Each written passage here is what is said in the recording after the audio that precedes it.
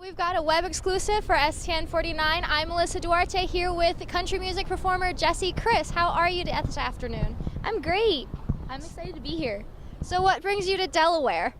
Well, I'm doing the CMA event tonight where you guys get to ask some questions and we're going to hang out and I'll play some acoustic songs and I'm just really excited to hang out. I should technically be in college right now, so it's really cool for me to see what it's like and see people my age, so this is really fun. How does it feel being on a college campus performing for kids your age, trying to get your music out to them? Do you think it's a really fun experience? What do you hope to get out of coming to UD?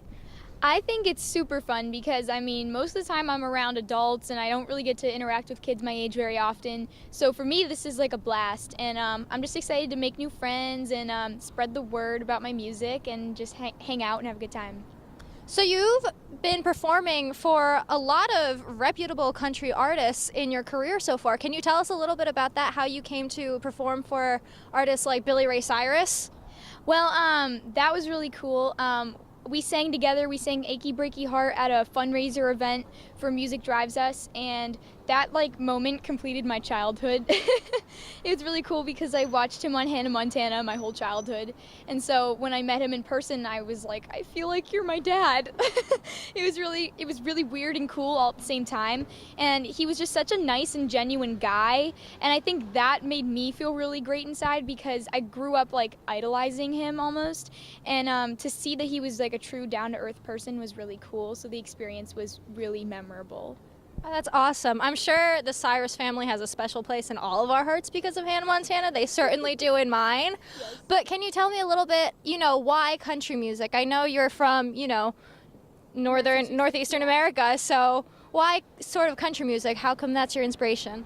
Well, I started playing the guitar when I was 10 years old, and my guitar teacher, who actually lives in Nashville now, and he's my lead guitar player now, he was super into country music, and he exposed me to it at a young age, and he would take out his guitar and be like, you should try singing this Faith Hill song. I think you'd sound really good on it. So it was one of the first genres I learned how to play, and it kind of just stuck with me.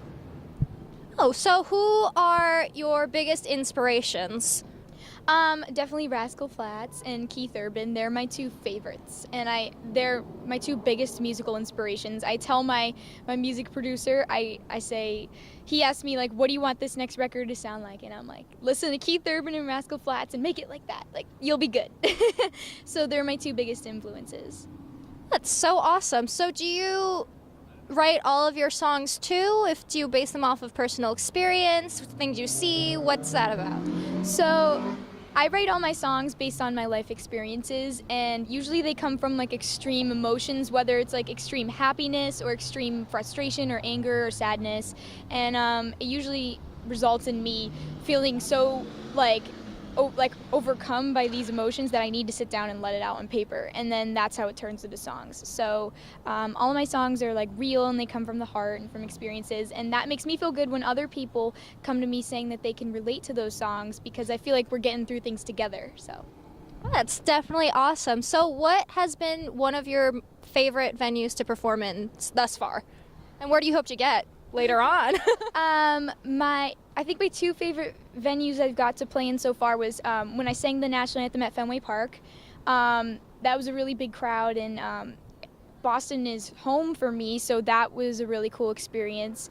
And then also when I played at the DCU Center for the PBR event, and I had never seen professional bull riding before, so that was really cool to see.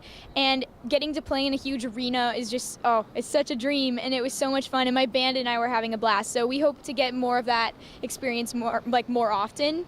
But those are my two favorite places I've played so far, and I think my dream place to play would be Gillette Stadium someday, because I grew up in Massachusetts, in Boston, and I've seen so many concerts there, and so it would just be such a rewarding feeling to get to play there. Those are some really big accomplishments that you've had. Fenway Park is huge. Well, Boston is especially close to your heart, but how do you feel about the University of Delaware, and what do you want to experience during your time here? I just want to explore and see what this place is like. I've never been here before, and it actually reminds me a lot of home because your campus looks a lot like New England style buildings and stuff. So it's really comforting, and I'm just excited to explore and see new places. And people ask me all the time, like, do you ever get like bored when you're not going to somewhere like Florida? And I'm like, no. Every time it's a fun adventure, and we find new things everywhere. So it's exciting. So what would you say to a young music artist that wants to get out there and start pursuing their career and, isn't really sure how to go about that, especially at this age, so young, and people are telling you that maybe you should go to college or maybe this, but you have a passion so big you have to pursue it. What would you tell somebody? I would tell them just to never let anybody get in your head and never let anyone try to change who you are. Just stick to who you are and be yourself, and don't let people bring you down, because there's going to be a lot of people trying to bring you down. And if you just stay true to yourself and never change for anyone or anything, you'll be golden and you'll feel great, and it'll be like the ideal experience. Like, you don't want to make it but not be happy because you're not the artist you want to be, so it'll just be better for everyone if you stay true to who you are. So that's my advice. Wise words, very wise words. So can you tell us where to find your information, your Facebook page, where to download your music perhaps? Yes, all of my social media links like Instagram and Twitter and Facebook, they're all on my website, which is jessiechris.com. And you can check out my album on iTunes, and I think it's on Amazon and Spotify as well. So yeah, send me a message on Twitter. I'll reply. So. All right, Jessie, thank you so much for being here. We love having you here. Welcome to Delaware, and have a good show. Thank you so much. For STN 49, I'm Melissa Duarte.